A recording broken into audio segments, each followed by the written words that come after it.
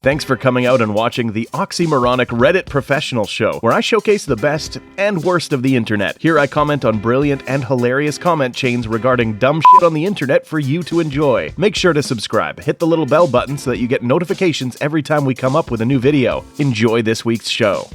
Scientists of Reddit, what are some scary scientific discoveries that most of the public is unaware of?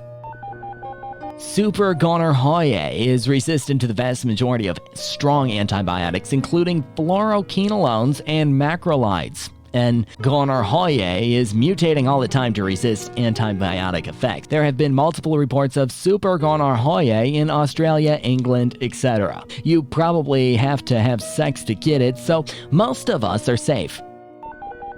Many people may be silent carriers for mad cow disease and won't know for another decade or so. Mad cow disease from the 1980s to 1990s was due to cows being fed the remains of other animals. People then ate their beef and consumed prions, a protein that can destroy the human brain. It's thought that many people still might carry prions, but won't know until they start experiencing the symptoms of Creutzfeldt-Jakob disease or bovine spongiform encephalopathy, which might be 10 to 50 years after consuming the contaminated meat. It has a long incubation period. You can also contract the prions from blood transfusions, which is why so many UK citizens from that time period still aren't allowed to donate blood. Once the symptoms begin, cognitive impairment, memory loss, hallucinations, etc., you usually die within months. There is no cure or treatment. My spouse knew a guy who died of Creutzfeldt-Jakob disease last year. He was in his early 60s and had just retired. One day, his eye began twitching, not the eyelid, the eye itself,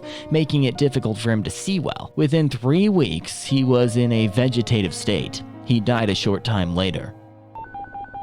Major solar coronal mass ejection apocalypse. The thinking goes that the big one, when it hits about every 500 years, if not sooner, would be powerful enough to knock out electrical and communication systems across Earth for days, months, or even years, nixing power grids, satellites, GPS, the internet, telephones, transportation systems, banking, you name it. Edit. Thanks for all the comments. I think the biggest factor here would be the fact that nobody would know what happened. In a fear-fed world, this would lead to rumors and civil unrest very quickly. People running to get guns, food, taking advantage of the chaos to commit crimes, etc. It would be a nasty scenario. Oh yes, the most relevant recent incident was the Carrington event of 1859. The analog world of the time remarked that some telegraph operators were continuing to send and receive messages after disconnecting the device's power supplies. Today, the disruption would be catastrophic in highly unpredictable ways. Like, for example, what would the results of a toxin pulse into the world environment be like after a billion small electrical fires ignite tons of plastic and solder? The total breakdown of the delivery network would instantly start the 6 weeks to starvation countdown. And then there's the unfortunate fact that the vast majority of people in my country, at least, have no survival skills whatsoever. And the first thing they'll do for answers is reach to their non-functional phones. Motherfucking Walmartians will be barbecuing their neighbors within the week. The replication crisis in psychology, though the problem occurs in many other fields too. Many studies aren't publishing sufficient information by which to conduct a replication study. Many studies play fast and loose with statistical analysis. Many times you're getting obvious cases of p-hacking or harking, hypothesis after results known, which are both big fucking no-nos for a reputable science. And then all the research that gets repeated only to find null results over and over again, and none of it gets published because of the null results. Research is incredibly inefficient. The emphasis placed on publishing, at least within the academy, can incentivize quantity over quality. Not much more immediately horrifying than antibiotic-resistant bacteria, and the mad cow disease one. The world has 70% less insects on average than it did 40 years ago. We really are coming up on our silent spring. For the people saying there are less pests, those aren't the ones we're worried about. Insect colonies are vital to many crops. We could be facing serious problems with certain food supplies soon. In recent years, China had issues with apple and pear crops to the point where some regions had to pollinate crops by hand. Also, insects form lower blocks of many food webs, and their disappearance will spell trouble trouble for higher trophic levels. I was just discussing this with my best friend. Why aren't people freaking out over Insectagodon? This is about as bad a sign as planetary health as I can imagine. Prions are so crazy. It's just a malformed protein. Yet, somehow it teaches other protein to fold themselves improperly. The human body has no defense against it. Truly terrifying. And they're generally only detectable through an autopsy of the brain, which means you gotta be dead first. Abdominal aortic aneurysm. It's basically an aneurysm that happens in the big artery in the middle of the abdomen. It's fine and is usually asymptomatic, but when it ruptures, a patient loses all their blood within a short period of time. The scary part is that it is usually diagnosed by accident due to annual checkups for something else. Anyone can have the disease, but especially people with Marfan syndrome, smoking, hypertensive, and hyperlipidemic. I actually know 2 people personally who have died from that within the last 10 years. First one, the vast overuse of antibiotics has led to superbugs that are antibiotic resistant. At the same time, the diversity of microbes within the human has drastically decreased in first world countries. This leads to a correlated rise in allergies and gastrointestinal diseases. As we use more antibiotics and antibacterial or viral products, then biodiversity of microbes decrease and superbugs have a much easier pathway of invading the body. With a very biodiverse microbiome, your resident microbes will try to fight off these infections much easier. We need to focus on helping bacteria, not killing all of it. Edit. Hi, I am a biology undergraduate, by the way. But I do work in a microbiology lab where I do genetic sequencing and study antibiotic production. I am no expert, but I am in love with microbiome research. For anyone else curious about the subject, I recommend I Contain Multitudes by Ed Yong. It covers the subject in across the animal kingdom, and it's actually really fun to read.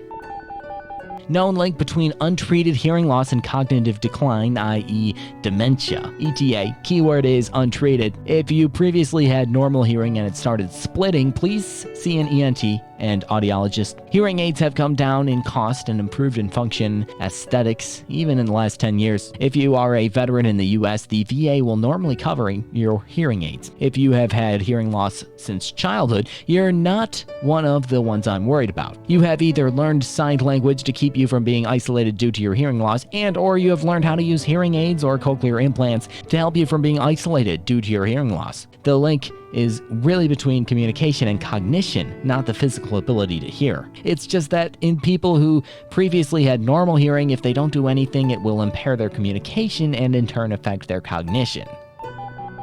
Not a scientist, but recently discovered that the rate of which people in my country will get cancer is reached 1 out of 2 people, or basically half the population will be diagnosed with some form of cancer in their lifetime.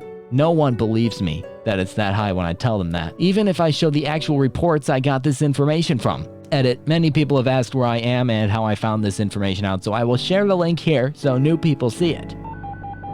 About 8 years ago, a friend of mine was working on the technology to allow you to feel things through your smartphone, not just the emotion of anger that you feel every day through Twitter, but the textures of fabrics and clothing you're thinking about buying. He moved to Boston and we lost touch, but I think about his job every single week. Lost touch with him? Ants are attracted to cum, and when you nut on the kitchen floor, the ants will prefer the nut over the other stuff, making it perfect for keeping ants away from your food. You know, I'm somewhat of a scientist myself. I like that you said when, as if it were already predetermined that at some point in my life I will nut on the kitchen floor.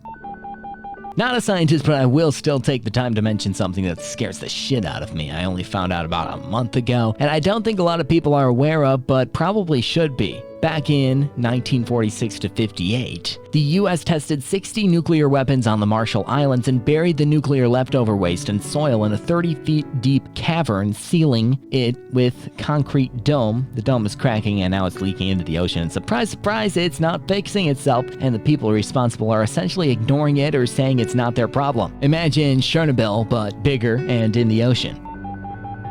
Plants can scream. Edit. Second link, since some are having issues with the first one. Also, since this is blowing up a bit, it's worth mentioning that the study that found this has yet to fully go through the peer review process. Definitely keeping an eye on it, though.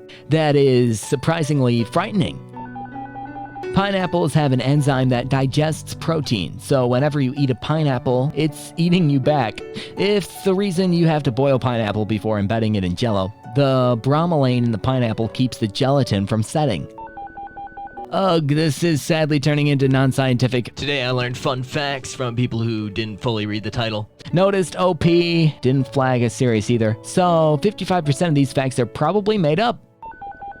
The fact that you can edit genes from the comfort of your own home. The protocols are out there, the literature is too, the materials are easy to obtain. Asia has a lot of unregulated production of anything biochemistry related. It's where I get my phytohormones. This means that a kid with some free time, roughly $5,000 to $10,000, and a heap of motivation could potentially create something world-threatening. It might not work on the first 100 tries, and you can try 100 times within a week. But once it does, there's no stopping it. I know for a fact that not a single country in the world has developed a working protocol for a shutdown or containment. Roughly a year ago, I informed someone working in the anti-terror division about this. I told that I modified brewer's yeast by cold shocking it in a suspension with wild-type yeast DNA to make some new craft beers, and that anyone could do that. Not just to yeast, but to a whole lot of microorganisms. I was asked to come and give a lecture about this, so that the AT team would have a clue about how biochemical warfare could potentially be prevented and contained, but I never heard from them again. What's scary is that this is not a discovery. This is out there. This is happening on a large scale to do good,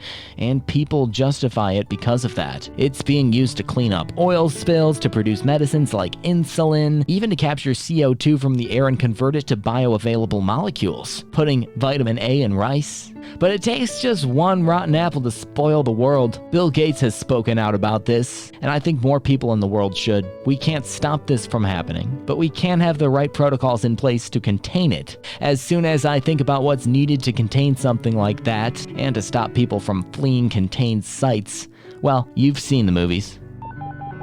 It would have been very advantageous if the serious tag were included. OP, you forgot a serious tag. This thread is full of nonsense. There are ancient microbes lying dormant in glaciers. As climate change progresses and these glaciers melt, it is possible that we will be exposed to ancient diseases for which we will have no immunity. It's more likely that they'll be too archaic to actually attack us. They evolved to infect single-celled organisms. The source even states this. It be someone from 3,000 years ago in a horse-drawn carriage trying to race a race car. It's possible for the former to win, but it requires some extraordinary circumstances. That being said, climate change is scary, but for other, more significant reasons, in my opinion. The Higgs Boson, which was hypothesized decades ago, was discovered via the Large Hadron Collider. Its real-life discovery proved that it's what gives mass to everything, but there is a non-zero chance that a Higgs Boson can drop to a lower energy state. And because of the law of entropy, it's the preferred state to decay to a lower energy state if possible. The influence of a low energy state boson would kick off a chain reaction, causing the other Higgs bosons to drop to a lower energy state. The problem with this is that if a Higgs boson drops to a lower energy state, then it can't give mass to things anymore, which has universal implications when mass doesn't have mass anymore. It's theorized that the infinitesimal small probability of this occurring could lead to a circumstance where the universe as we know it disappears. Essentially, it would occur like an absolute void, progressing through the universe. Low energy state Higgs bosons infecting any other Higgs boson they come across. Maybe the closest thing to a Thanos snap, but it causes everything to disappear in the universe, but only at the speed of light rather than instantaneously. Doesn't that mean it could have already happened somewhere? It's just too many light years away for us to even notice it? If you enjoyed this week's effective way to waste time, hit that like button and subscribe for more content like this. If you are enjoying the series, leave me a comment below. A special shout out to the content creators. You frickin' rock.